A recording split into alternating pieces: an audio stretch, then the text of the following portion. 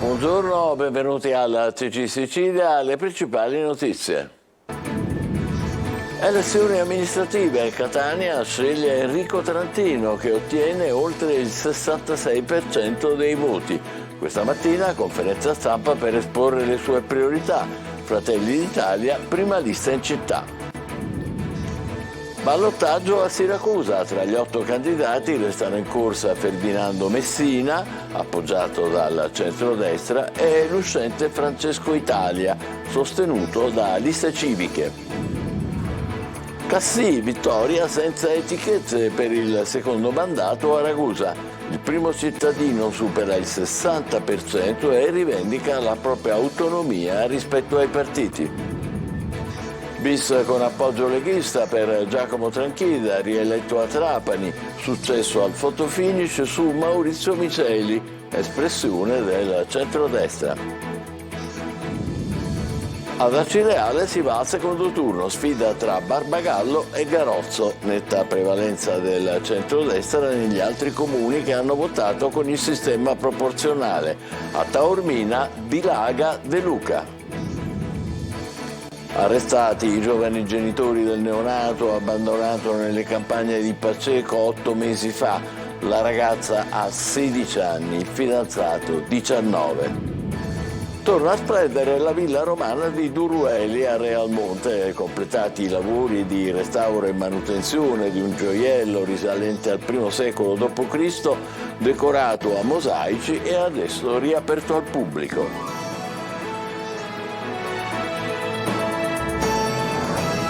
Ben trovati. Enrico Trantino è il nuovo sindaco di Catania con oltre il 66% delle preferenze. Rotti gli indugi, questa mattina si è presentato alla stampa per illustrare le sue priorità: sicurezza e rifiuti. In città la prima lista è quella di Fratelli d'Italia. Luca Cilibetti. Ho avverto un forte senso di riconoscenza per la città, per tutti i partiti della coalizione che mi hanno sostenuto, per la gente, per i miei amici, per chi c'è qua in sala, per la mia famiglia. Trantino parla da nuovo sindaco di Catania e non potrebbe essere altrimenti. Sciolta la riserva, solo formale, dovuta alla mancata ufficializzazione dei numeri a causa della lentezza del sistema di spoglio, l'avvocato della destra catanese non perde tempo. Conferenza stampa di ringraziamento e saluti a tutti. La Presidente Meloni mi ha chiamato ieri per compiacersi, per felicitarsi e per dire, se mai ci fosse stato bisogno, che ha a disposizione non mia ma della città di Catania. Il Presidente Tajani mi ha mandato un messaggio, non escludo l'abbia fatto anche il Presidente Salvini, sono indietro nella verifica dei messaggi di tante centinaia. Ma nessuna festa per aplomb e rispetto istituzionale. Nel pomeriggio incontro con i dirigenti comunali per ripensare al funzionamento della macchina amministrativa, nuovo piano di comunicazione istituzionale allo studio per comunicare bene e sin da subito, a differenza del passato, l'operato del nuovo sindaco e poi mettere mano immediatamente ai dossier più scottanti. Questione di sicurezza e questione di pulizia. Per quanto riguarda la sicurezza abbiamo già chiesto al Ministero della Difesa di aiutarci con un'integrazione di uomini, che siano carabinieri o che siano militari, perché facendo circolare presenze dello Stato in divisa si dissuadono coloro i quali credono che Catania sia territorio loro per le scorribande vandaliche che molto spesso compiono. Dobbiamo anche individuare, se possibile, dei metodi alternativi alla raccolta porta a porta, perché tutti questi sacchetti di spazzatura lasciati in mezzo alla città anche solo per mezz'ora, un'ora, ma qualche volta per più ore, chiaramente creano un effetto domino negativo che penalizzano non poco il nostro territorio urbano.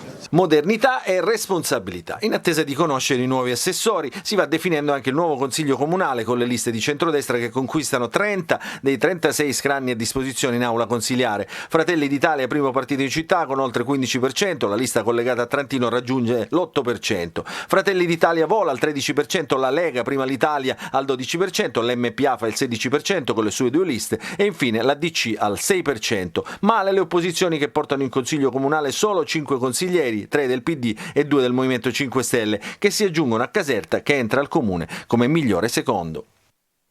A Siracusa nessuno degli 8 candidati riesce a superare la soglia del 40% e dunque si va al ballottaggio. Fra 2 settimane si sfideranno Ferdinando Messina, appoggiato dal centrodestra, e Francesco Italia, sindaco uscente, sostenuto da liste civiche. Francesco Aloi. Con 8 candidati a sindaco c'era da aspettarselo, a Siracusa sarà ballottaggio. 32,22% per Ferdinando Messina, centrodestra, 23,89% per Francesco Italia, sindaco uscente sostenuto da liste civiche. Fra 2 settimane i due si sfideranno. Metterci avanti al candidato sindaco uscente è un dato ancora più importante proprio perché noi siamo alternativi, abbiamo sempre pensato di essere alternativi a Francesco Italia. Avevamo uno squadrone di presidenti della regione, ministri, ex primi ministri, segretari di partito, invece noi abbiamo parlato alla città, abbiamo parlato a viso aperto, al cuore dei nostri cittadini. Quella dello spoglio è stata una lunghissima notte, con i dati sulle 123 sezioni comunicati molto a rilento. C'è ancora paura per quanto è successo nel 2018? Ma nel 2018 mi fa piacere che mi faccia questa domanda perché purtroppo in questa campagna elettorale delle vergognose accuse di brogli elettorali che sono state smentite sia a livello amministrativo che a livello penale, nessuno ha parlato. Spero di tutto cuore che chiunque vincerà il turno successivo non vedrà l'altra parte politica inventarsi qualunque cosa pur di impedirgli di governare. Se a Catania il centrodestra ha ottenuto un plebiscito, a Siracusa Messina non è riuscito a vincere al primo turno. Il 40% poteva essere superato se Bandiera non avesse scelto di staccarsi dalla coalizione e correre da solo. Noi andiamo avanti per la nostra strada, io rappresento la coalizione, non mi stancherò mai di ripeterlo. Su 25 liste totali, soltanto 8 hanno superato lo sbarramento del 5%. Significativo il dato del Movimento 5 Stelle fuori dal Consiglio Comunale. Adesso Messina e Italia sono a caccia di alleanze. Intanto i due si punzecchiano un po'. Siracusa non ha avuto il Consiglio Comunale per 4 anni, quindi c'è stato un uomo solo al comando. Cercheremo di confrontarci e prima di assumere decisioni sentiremo la città. Il candidato che parla credo che abbia preso parecchi punti in meno delle proprie liste, quindi prima di parlare di segnali si guardasse i segnali a casa propria. A Ragusa si impone il primato del civismo, riconfermato con oltre il 62% delle preferenze il sindaco uscente Peppe Cassì, che rivendica la sua autonomia rispetto ai partiti. La nostra inviata è Lorena Dolci. Senza simboli, nessuna etichetta. Era il diktat imposto ai partiti, anche a Fratelli d'Italia, che pure 5 anni fa lo aveva sostenuto e che in questa tornata ha scelto un altro candidato. Forte delle 5 liste civiche e di qualche aiutino trasversale, Peppe Cassì ha vinto la scommessa, rieletto a Ragusa con il 62,92% dei voti. Una vittoria schiacciante e subito chiara. Neanche sommando tutti i loro voti, i suoi competitor lo avrebbero raggiunto. Schininà del PD al 19%, Cultera del centrodestra al 9% e Fiorincelli dei 5 Stelle al 7%. Un plebiscito che Cassì, ex campione di basket, spiega con il rapporto molto stretto che si è creato con i suoi concittadini. È un segno del fatto che la città ha apprezzato il lavoro svolto in questi 5 anni, questo è poco ma sicuro. È un segno del fatto che si è creato anche in questi anni con la città un rapporto, non dico familiare, ma molto intimo, molto stretto. Sono stato in giro in questi anni, ho conosciuto associazioni, ho conosciuto persone, la mia porta non è mai stata chiusa a nessuno e si è creato proprio un'empatia con i ragusani. Agli avversari che non risparmiano frecciatine al veleno rivendica la sua scelta di autonomia. Anche se incassa il 5% della lista De Luca e supporta ancora da pesare della nuova DC di Cuffaro, il sindaco confermato rifiuta etichette. Non sono un uomo di destra, non sono un uomo di sinistra, io sono un uomo vicino alla gente, io sono un uomo che ha amministrato in questi anni, un uomo che ha cercato di intercettare le esigenze dei propri concittadini e quindi sinceramente non metto etichette perché non sono etichettabile. La politica riappare però in provincia. A Modica vince Maria Monisteri, vicina al deputato cuffariano Abate. A Comiso Maria Rita Sghembri porta il centrodestra oltre il 70%. Ad Acate Gianfranco Fidone la spunta su 2 ex sindaci sull'uscente. Giacomo Tranchida è stato rieletto sindaco di Trapani spuntandola di misura su Maurizio Miceli, espressione del centrodestra. A giocare a favore del primo cittadino la quantità delle liste che lo supportavano e l'appoggio leghista. Laura Spanò. Giacomo Tranchida è stato riconfermato sindaco di Trapani, un risultato che dimostra il supporto e la fiducia della comunità trapanese nei suoi confronti. Come sindaco rieletto avrà l'opportunità di continuare a guidare la città e implementare le politiche e i progetti che ha proposto durante la sua campagna elettorale. Il risultato finale lo si deve ad una serie di fattori determinanti. La sua coalizione alle spalle era supportato da ben 10 liste. Le liste di Giacomo Tranchida lo portano alla vittoria con un totale di 11.275 voti. Il quorum basso esiste solo in Sicilia. Per essere eletti al primo turno basta il 40%. Lui ha preso giusto il 42%, mentre Maurizio Miceli, il suo diretto avversario, pur avendo preso il 37,23%, resta a guardare arrivando a 5.755 voti. Poi ci sono altri due fattori che hanno determinato la rielezione di Tranchida, che hanno un nome e un cognome. Il primo è Mimmo Turano, l'assessore leghista della giunta Schifani. Non solo non è riuscito a fare una lista per Miceli, ma tutti i suoi uomini hanno fatto una lista per Tranchida. Ma la lista Trapani Tua era già con me nel 2018, ha attuato un pezzo di programma assieme, ne attueremo un altro pezzo. Chissà cosa farà ora il presidente Schifani. Poi c'è quel 7% di Anna Garuccio, snobbata dal centrodestra, che però poteva essere una risorsa utile. Brillante ultimo candidato invece non è riuscito col suo 13% a scompigliare nessuno. Ieri nel lungo pomeriggio di scrutinio al comitato del neoreletto sindaco di Trapani Tranchida, per lui un record, si tratta della sua 6ª elezione a sindaco, se si contano i 2 mandati di Valderice, i 2 di Erice ed ora i 2 di Trapani, c'erano musi lunghi all'inizio quando le prime proiezioni davano Miceli in vantaggio, poi l'aria si è fatta più serena e finalmente rassicurato è arrivato al comitato anche Tranchida, stanco ma felice per il traguardo raggiunto.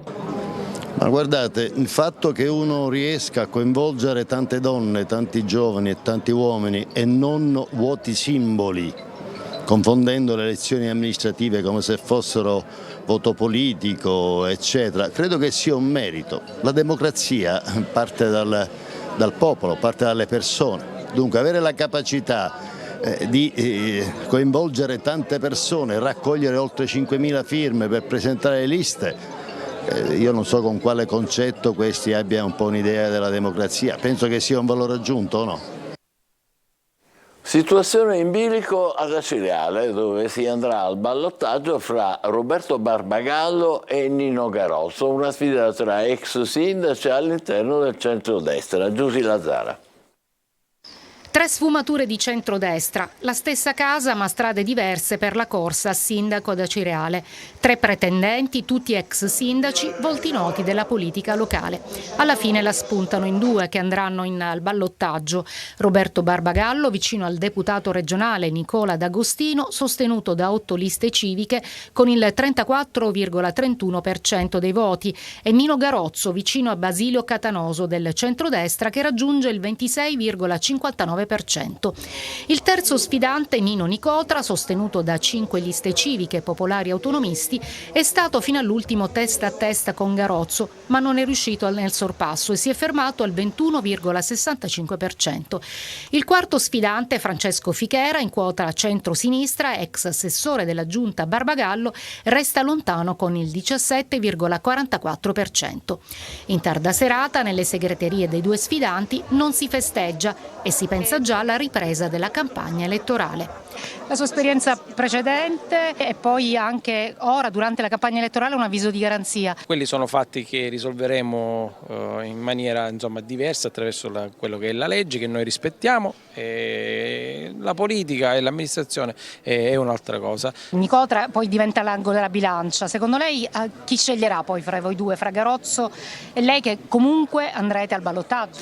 Io non preferisco nessuno, dobbiamo vedere se i programmi da qui a breve, se i programmi possono collimare, avere degli obiettivi comuni per la città. Toni contenuti anche nella segreteria di Nino Garozzo, lontano dalla politica da 9 anni. Adesso ha deciso però di rimettersi in gioco. Questa convinzione per cui si sommano i voti dei candidati a sindaco nei ballottaggi non è così. I numeri è una partita diversa perché le regole sono diverse, quindi certamente prenderemo in considerazione ogni ipotesi, tenendo conto però che ci siamo presentati in un certo modo, vogliamo continuare a presentarci in un certo modo. Non penso che ci saranno possibilità di accordi che non siano alla luce del sole e con la città. Sul fronte delle liste, Prima Italia, Lega è il primo partito con oltre il 10%. Tutto dunque rinviato all'11 e il 12 di giugno, quando saranno riaperti i seggi per eleggere il nuovo sindaco di Acireale. A Taormina ha vinto Cateno De Luca, l'ex sindaco di Messina e leader di Sud Chiama Nord, ha ottenuto quasi il 64% dei voti e amministrerà per i prossimi 5 anni la capitale del turismo siciliana. Per lui un autentico bagno di folla. Francesco Triolo.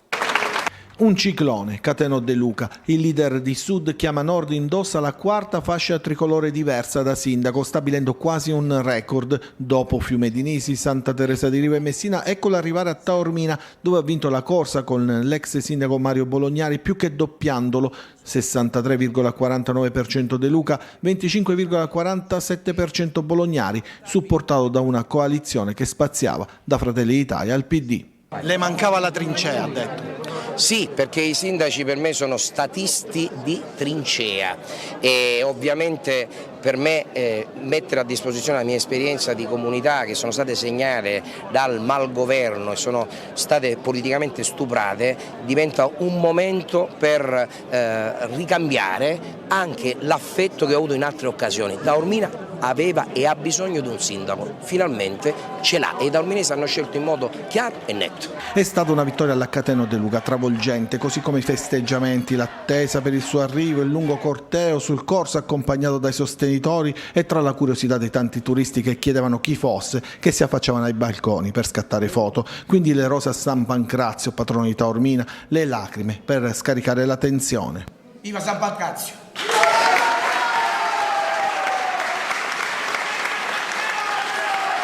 Il suo è stato un bagno di folla in perfetto stile cateno, ma nessuna entrata trionfale in municipio, rimandata dopo la proclamazione. In compenso 3 comizi in Piazza Duomo, a Mazzeo e Trappitello. De Luca riparte da Taormina con un brand famoso in tutto il mondo, con investimenti programmati dalle grandi multinazionali del lusso, una Ferrari del turismo che De Luca avrà l'onere e l'onore di guidare per i prossimi 5 anni, anche se il suo obiettivo è sempre quello. Io ho sempre detto che il mio sogno è fare il presidente della regione siciliana e continuerò nel coltivare quel sogno. 2 ballottaggi nel Catanese e 1 a Piazza Arberina, il predominio del centrodestra e alcune riconferme nella tornata elettorale che ha interessato gli 11 comuni siciliani non capoluogo con oltre 15.000 abitanti. Ai nostri microfoni i sindaci di Belpasso e Mascalucia. Roberta Lunghi. 3 ballottaggi, una prevalenza quasi assoluta del centrodestra e percentuali vicine al plebiscito in alcuni casi per i sindaci eletti al primo turno tra gli 11 comuni siciliani con più di 15.000 abitanti interessati dalle amministrative dove si votava secondo il sistema proporzionale. Nel Catanese, oltre al ballottaggio ad Acireale, il secondo turno dell'11 e 12 giugno è previsto ad Aci Sant'Antonio tra Quintino Rocca sostenuto dal centro-sinistra che ha raccolto il 33,09% e Giuseppe Santamaria con il 30,13% appoggiato da Forza Italia, Democrazia Cristiana e Liste Civiche.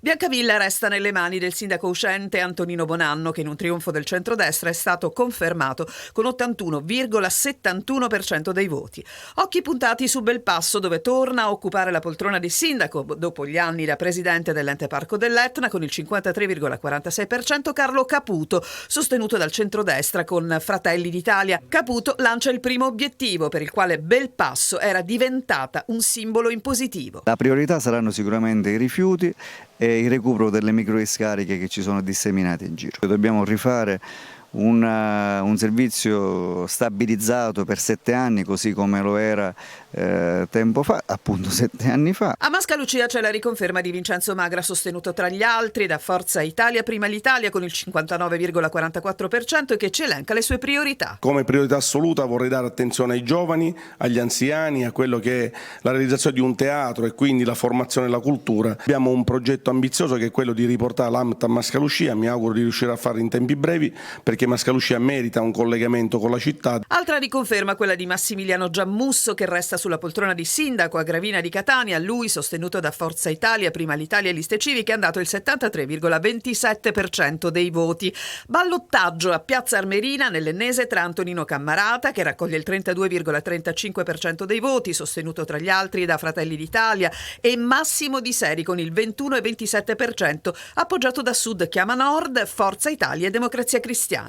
Per gli altri grandi comuni, elezione al primo turno a Licata, nell'Agrigentino, con Angelo Balsamo, esponente di centrodestra, che vince con il 59,92%. Nel Ragusano, Comiso, dove Maria Rita Schemmari stravince con il 74,10%, sostenuta da Fratelli d'Italia e 2 liste civiche, e Modica, dove vince Maria Monisteri, sostenuta da 4 liste civiche di area centrodestra, con il 68,48%. A Carlentini, nel siracusano, Giuseppe Stefio, sostenuto dall'area progressista di Movimento 5 Stelle, PD e Sud Chiama Nord, è il nuovo sindaco con il 70,38%.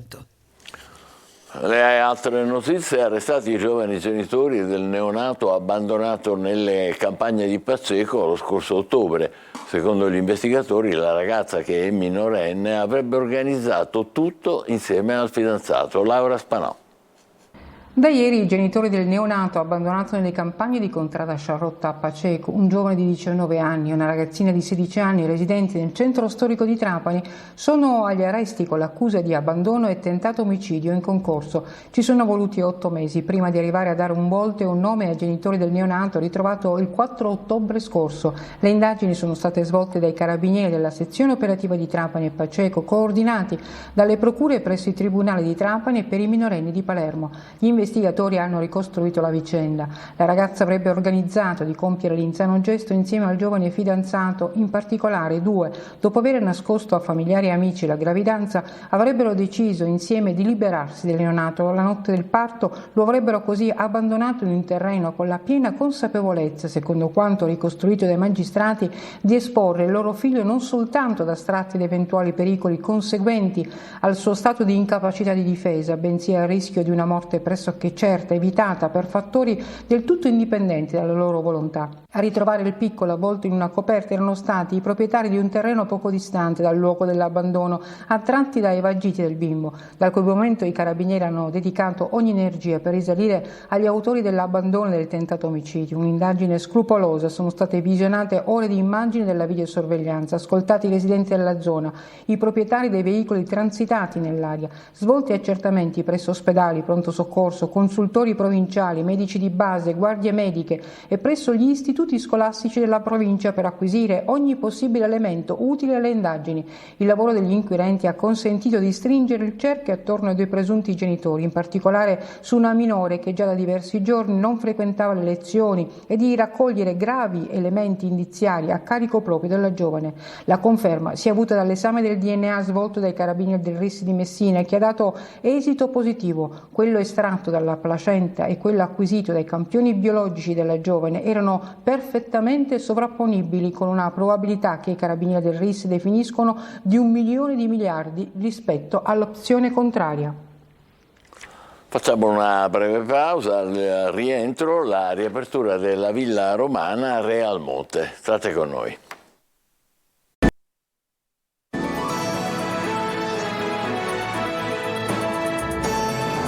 Eccoci insieme, torna fruibile la Villa Romana di Durrueli a Realmonte nell'Agrigentino. Si tratta di una vera e propria villa marittima di età imperiale risalente al I secolo d.C., decorata a mosaici con le terme perfettamente visibili e affacciata sul mare a poche centinaia di metri dalla Scala dei Turchi. Vediamo con Davide Sardo. È stata restituita alla comunità e ai visitatori la villa romana di Durrueli a Realmonte nell'Agrigentino. La villa si trova alla foce del fiume Cottone, nella baia tra Punta Piccola e Punta Grande. Si tratta di una vera e propria villa marittima di età imperiale risalente al I secolo d.C., decorata a mosaici con le terme perfettamente visibili e affacciata sul mare a poche centinaia di metri dalla Scala dei Turchi. Alla cerimonia di riapertura della villa anche l'assessore regionale ai beni culturali Francesco Paolo Scarpinato. Stiamo lavorando senza soluzione di continuità per dare lustro a un territorio ad Agrigento che per me ovviamente offre delle perle rare. Oggi siamo qui in questa villa meravigliosa, una villa ovviamente di età imperiale. Sostanzialmente restituiamo agli agrigentini un qualcosa di eccezionale, una perla rara, ma soprattutto rendiamo fruibile ai visitatori e quindi cerchiamo di dare un impulso importante al turismo per cercare di migliorare sempre di più un'offerta che deve diventare importantissima e si deve far trovare ovviamente pronta per Agrigento capitale della cultura. Il recupero e la manutenzione, curati e finanziati dal Parco Valle dei Templi, hanno permesso di rendere fruibili i mosaici, le terme e l'intera struttura che sarà aperta alle visite dal 1 giugno al 30 settembre, dalle ore 9 alle ore 19, secondo un piano di presenze contingentate e un progetto che prevede anche un percorso unico e un cartellone di spettacoli e incontri. La Villa Romana è già aperta al pubblico. Come per la Valle dei Templi di Agrigento, sarà Coop Culture il gestore dei servizi aggiuntivi.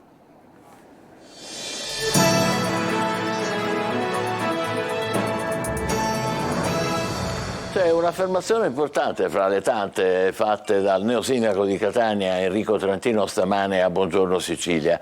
Voglio, ha detto in sostanza, trovare il modo di avvicinarmi ai giovani e viceversa. Vorrei che i giovani non sentissero più la politica come una cosa estranea che non governa i processi decisionali.